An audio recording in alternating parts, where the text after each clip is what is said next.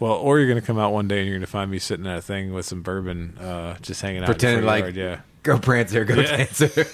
I'll keep it. There you go. Maybe a couple buffaloes on the front that are leading the sleigh. There you go. Nothing wrong with that. Male buffaloes, obviously. Plowing the earth, too.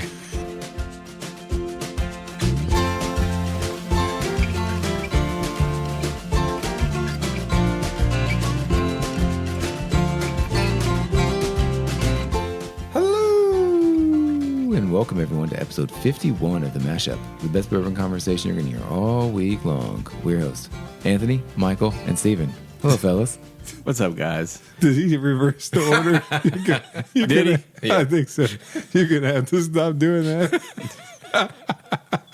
I don't know. I was just thinking how, like, every show has a stick, and I can't believe ours is him going, hello. It's brilliant. Like, I don't feel like he can make fun of any other podcast about the way they start when that's what ours sounds like, you know? Oh, let me tell you just real quick.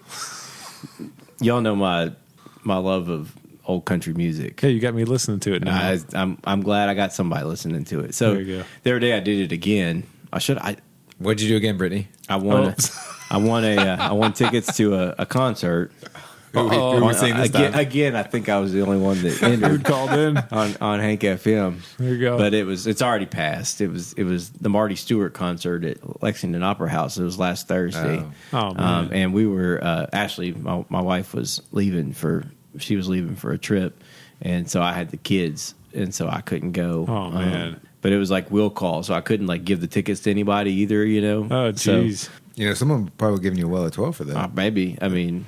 I think so. Either that or pot still. So I thought about seeing how early. Oh, no! Come on now, come on. That's being mean to Marty. Okay, all right. So I thought about getting down there early, seeing if I could pick up the tickets early, and then seeing if anybody would want them. But I didn't do that. I don't think they knew if I was there or not. But yeah, if you get a chance, you got to listen to some Marty Stewart.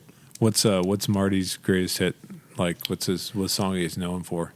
He's got the Hillbilly Rock. He's got Turn Me On, Burn Me Down, and Turn Me Loose. Nice. But he's got a lot of things. He's a mandolin player. Okay. You know, if you like mandolins. He also married a woman that's like 25 years older than him. Oh, yeah. Really? Yeah, so if you I ever heard it's coming back into style. If you ever watch Ken Burns' country music, he was Connie Smith, she was a singer too. I didn't know this was getting into this tonight, but no, let's do it. Yeah. Let's do it. So anyway, she came to his town when he was like 8 years old, and she was singing. She was giving a concert in his town, and he was like 8, and he told his mom, he's like, "I'm gonna marry her someday." Yeah, and so I mean, they both had like 3 marriages later, but then they ended up getting married. He finally getting married. Legal. Yeah. So I mean, they married when they were like in their 50s, and she was like in her 70s or 80s, but still, dang, yeah, they were still married. See, and if you're listening out there, it's never too late to find true love. Absolutely.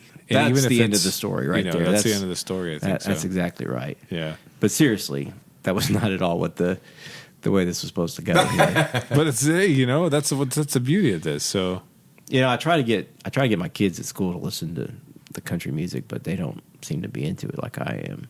I don't know what the kids listen to these days. I don't either, but my kids listen to the Sing soundtrack and Chipmunk songs. So you guys know Kids that. Bop and all that stuff. Kids Bop. I don't care about that because that's what they listen to at school now, which that's so stupid. But anyway, so music's annoying, right? And then what So other annoying thing is is anybody who is past the prime of Halloween decorating or Christmas decorating. Halloween, right? Exactly. So there's a house, there's neighborhoods around where I work. You drive by and you get into November and you're like, okay, I could deal with pumpkins because those are kind of fall and Thanksgiving. But take your ghosts down, take your witches down, all that kind of stuff. But then you get into December and there shouldn't be any pumpkins or anything, right? So there's this house that I drive by every day, and they had their pumpkins, especially jack-o'-lanterns, ones that have been carved, because they rot faster. Oh, yeah. We watched the I don't know how you say it, but the way it just collapses. It just collapses and just molds. devolves. Oh. And I mean, this thing went just from being a jack-o'-lantern, it goes down and down and down until finally the candle is sticking out of it, right? Oh, like they just left the candle there and everything. Sound like it went from 12 to 6. Yeah, and then I mean, just like when the buffalo last week saw the pretty buffalo. And so anyway, you know, it's just Eggplants will sprout. absolutely. Make sure, Steven, you're not taking a drink of anything. Then after Christmas, like you gotta get rid of that. Like it is. You gotta scrape that thing off with a pressure washer now. Like it's, you know, that thing has collapsed onto their porch. And It's like you walk by that every day. Just Yeah. pick it up and throw it in the trash. Like, how hard is that? It wasn't quite to that level at my house, but it was almost there because my wife, you know, we bought a lot of pumpkins this year. There's a lot of decorating for Halloween and Thanksgiving and everything, and it just kind of stayed out there. And then guess who had a shovel and was prying these things off the front porch And you and got tossing them into the pumpkin hopper and goo stuff. on your porch. It was so And ridiculous. we talked like this time last year, I think, Yeah, about I how think you so, too. gotta. It's time to get rid of the Christmas stuff too. Well, what did you see outside of Steven's house? Oh, there's one thing left. What is it?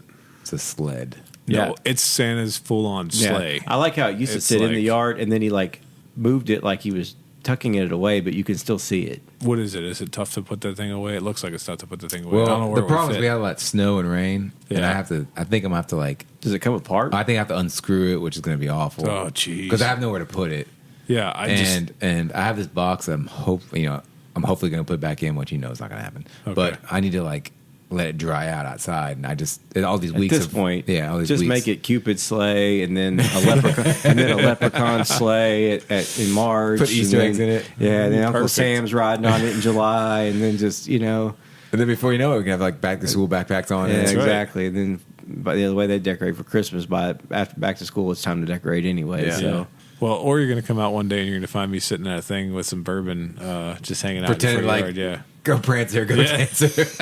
I'll keep it. There you go. maybe a couple buffaloes on the front that are leading the sleigh. There you go. Nothing wrong with that. Male buffaloes, that'd be- obviously. Plowing the earth too. The male buffaloes only.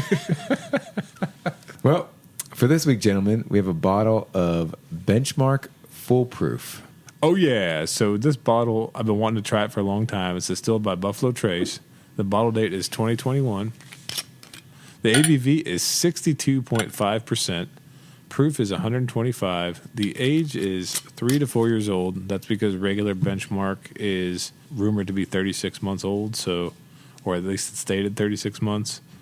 The mash bill is Buffalo Trace mash bill number 1, and the MSRP on this is a very, very hefty $22. So Benchmark is like one of those bottom shelf bourbons, right? When we did the under $10 one, we could have probably gotten a regular Benchmark for under $10. I think so. I think it's so. right around maybe. But like you said, might just be they're over. usually aged. It says like at least 36 months, so it could be 12 years, right? Oh yeah. I mean, That could be. I mean, so I figure that's probably what they mean. Yeah. You know, They want to keep the secrets close to their Yeah, chest. They of don't want to course. give it Yeah. away. never thought I'd get to the point where we're talking about a Benchmark being an allocated product, right? But that's what this is. From what Or I- over $20. or over $20. Yeah, maybe that was the dumb part. But so it looks like they decided we're not going to change the bottle. We're going to go ahead and still call it Benchmark on it. The McAfee brothers, they made the Benchmark, so they set the benchmark. Looks like they made the Jim Beam too. Yeah. And the Ancient Age, and the Evan Williams, and the Heaven Hill. You mean to tell me that bottle's not unique? No, it's not really unique. And Jack Daniels, it looks pretty similar to pretty much every other whiskey bottle, right? It's just an old timey whiskey bottle. So what do you guys know about the McAfee brothers? Nothing. You, Steven? I think there were 3 of them. There were 3 of them. 3? Yeah, they go all the way back to 1773. So they've got a little story about it on there, and about how they That's pre-Kentucky. they traveled from Virginia. They left Virginia on a canoe, made it to Kentucky. Really? Yeah, I don't know if I believe that. Or I don't know not. if I believe that Yeah, either, I don't yeah. know about that. How did So- they make it here? Like apparently they took that canoe up a mountain and down the mountain and everywhere Yeah, else. because there's something in the way between The topography East Coast does yeah. not work. It's a good story though. It's no fun to say they flew here from DC, right? So they Benchmark has their little stamp on here, Yeah. BM. I didn't know Benchmark was 2 words, but apparently it is, right?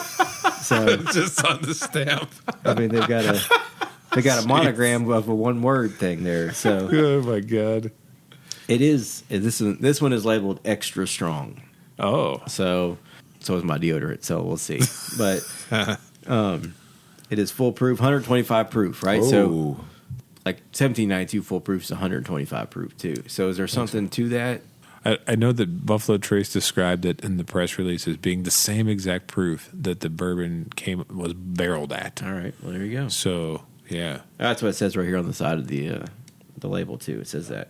It says bottled at the same proof that it enters the barrel. oh So, wow, We'll Yeah. find out. It is bold and robust. Robust. It doesn't say uncut and unfiltered though, does it? Nope. Yeah, because I think that they probably do add some water to this. Whiskey. This whiskey unveils hints of chocolate, brown sugar, and spice. Sip and savor. Ooh, I don't like instructions and tell me how to drink my bourbon, right? You know. even for a $22 bottle that says "sip and savor." Wanted to say shoot and swallow. I mean, maybe you can do whatever you want with it. I Okay. guess, right? That's All what right. I think. So it's got the screw top. The screw top, like the metal screw top, is the cheapest thing I've ever seen. You know, Yep. you might as well I don't know, make it a Coke can and just open it like that. You know, yeah. So anyway, Surprisingly, we see it on a lot of Buffalo Trace products. Yeah, it's yeah. just The cheap. metal screw top's like their Right. trademark for stuff. Weller and this and a lot of other things. you yeah, know? exactly. Yeah. And so remember last episode when we talked about Buffalo Trace and it was Franklin County, Kentucky. You know, we talked about how stupid that was because we know that's Frankfurt. This one bottled and everything at the same place. This one is listed as Frankfurt, Kentucky. Oh, So okay. it's a little more cityfied than Yeah. Buffalo Trace was. So Benchmark's for like the big city people, Yeah. and Buffalo Trace is for the the folk of Kentucky folk. So what are there in this lineup of benchmarks now? Are there like 5 different in this vertical? I think so. Do you know them? I think we have the small, the single, the bond, the full, and a top floor, isn't and it? a top floor. Yeah, Yeah, and then there's just a regular standard benchmark. that's not part of the vertical. I know it's not part Yeah. of the vert, but some people concluded in that. They say like regular benchmark plus 5. Vertical plus 1. There you go. There you go. That one's got an 8 on it, right? The original. Yeah, it says benchmark number 8. I don't think that means anything. It doesn't. Oh, it's not 8 years? No, it's not 8 8 years. months, maybe? Maybe. The bourbon There were standard. 5 other brothers. There's 8 brothers in the regular benchmark, but these 3 are the only ones that made it to Kentucky, I think. This might be something I'm making up, or maybe not. We don't know, but I'm pretty sure there was a while I'd watch those Wednesday little live streams I did from Buffalo Trace on Facebook. They were like like poor production, so you'd be like, you'd turn it on, and you're like, what am I watching here? And some guys was like, we're gonna have Harlan Wheatley on here, master distiller, and I'm pretty sure he said that he saves the good stuff for when people come over, and he mentioned that he likes Benchmark, which I thought was pretty interesting because all the listeners out there know that Buffalo Trace has this, stuff like E.H. Taylor and Weller's and other things. But what is Harlan Wheatley drinking? The Benchmark.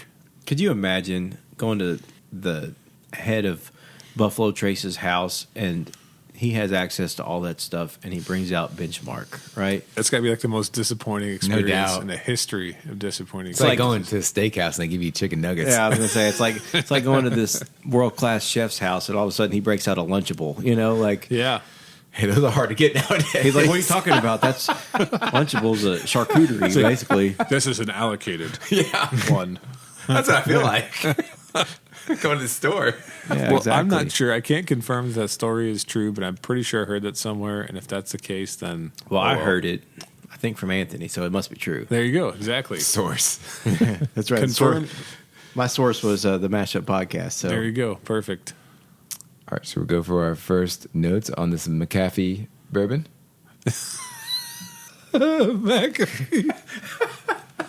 Oh God. Oh, that's good. I get that now. We'll go for our first notes. Sure. So this is one of those bourbons that every 12 months they're going to want you to renew at $39.99. Keep getting these notifications on my phone. It's time to on my computer. It's time to buy a new one. You can upgrade to the full proof for $59.99.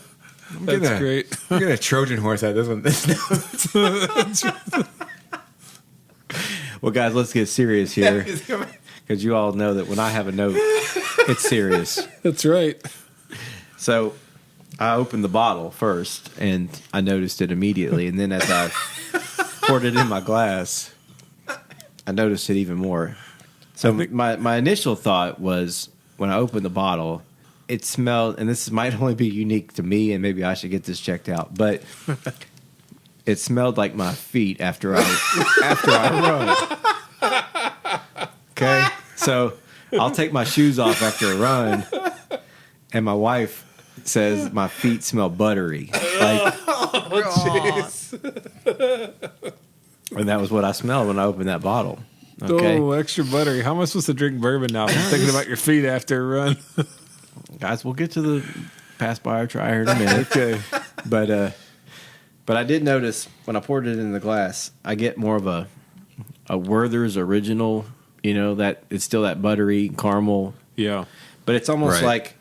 like if you were chewing your Werther's original. Chewing your brother's what? Your Werther's original. Your Werther's.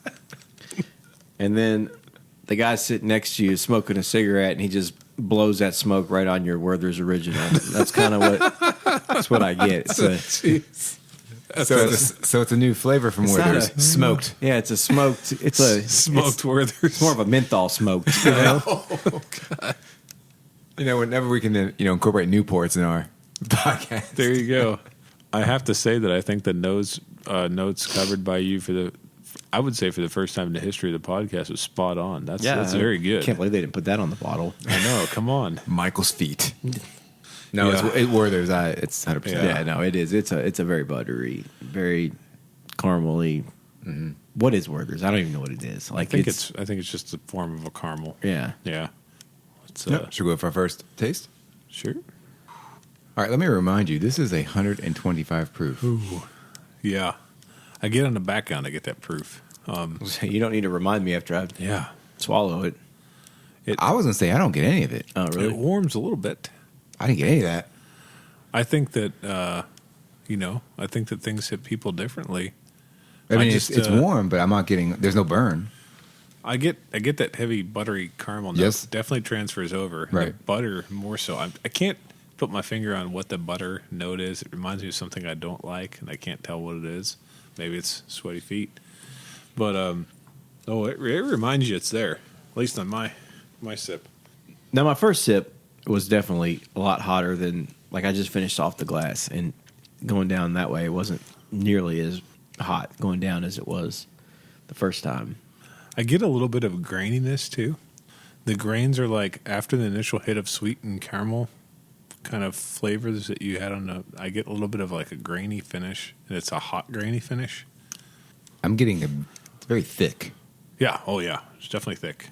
It's very syrupy. Which is interesting because I don't think it's an uncut product. No, it doesn't say it's uncut, unfiltered, but it definitely has a mouthfeel like it is. This is high proof, and it's kind of thick. Do you think this would be good in a cocktail? I think that's possible that it could be good in a cocktail. Yeah. I mean, again, I know that I referenced this a couple episodes ago, but I'm just now getting my cocktail legs underneath me when it comes to that kind of stuff. I drink some of the traditional cocktails. Mm-hmm. I'm not sure if I would want this in old fashioned or not. It seems like it just would be way too heavy. Right. But I'm sure there's a place for it somewhere. What do you think about the finish? Not much of a finish. Just hot. Yeah, I mean, I've got a little taste in my mouth, but nothing that's distinguishable. Yeah. I think it drinks easy for being 36 plus months. Interesting. Yeah. And I don't get the 125 at all. No, I can see that. I mean, Like I'm really impressed with it. okay. I'll sell you a bottle. Well, Hey, you gotta this is say open. that. I'll give you $10. You got to say that for the pass, try, or buy. You don't know, I might still buy it. Then That's sell true. it to him. I'm kind of like, I may flip it on Michael then. I'm interested to see what you guys think about this one because I'm not sure how I feel about it at this moment as we sit here. I wanted to try this whole vertical of Benchmark, Right. and this is the first one I've actually tried because, I originally purchased some of the bottles and didn't keep them very long, and now I'm not sure if I regret that or not. How much off of this is from the Benchmark 8, the standard Benchmark. I've actually never had it. How about Yeah, I you? haven't either. Yeah. I don't know. I think I may have had mixed. I can't ever had it neat, so Okay. I can't say either. I didn't know if you guys had it. This bottle was like $22 or something. Yeah. We've poured a little out of it. I owe Steven 20, so we'll call it even. Such a gentleman. There you go. So, fellas, would you pass, try, or buy on the Benchmark Full Proof Bourbon? I'll go. When we first started, I didn't have much to say about this. I didn't know where this was going to go. That's probably my fault. I would say buy. I don't really have anything negative to say about it. I think it's a little heavy on the butter note, but it doesn't really. I don't think it comes through as strong in the palate as the nose on it. I thought for $125, it drank really nice.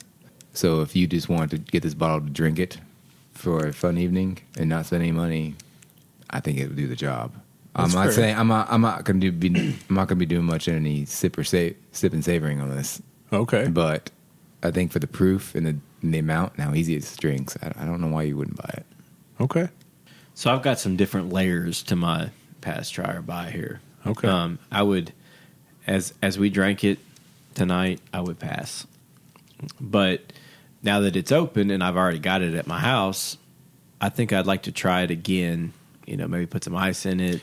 Are you saying that because it's a little sweet from the Werther Yeah, part I of just it? don't like that. I don't Yeah, like that. I could see that I just for don't you. like that Yeah. flavor. Yeah. So Yeah, and I don't know how much after a couple drinks like this right. might be, Yeah. this might get old. I agree. So like I said, try to cool it off a little bit. Put some ice in it.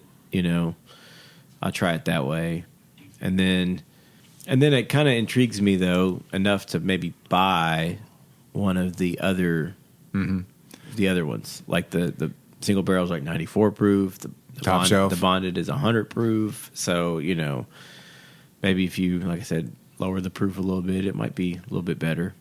Well, I can't give it an honest shake without thinking about all the different barrel proof stuff that Buffalo Trace offers.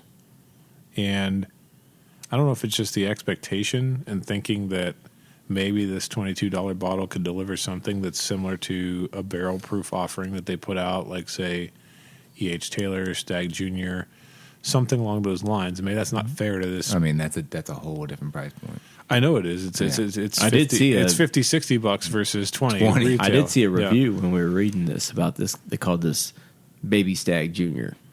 No, That's really interesting because So that would be I like just Stag the don't- third, then, right? Yeah, it would be, but I don't. S3.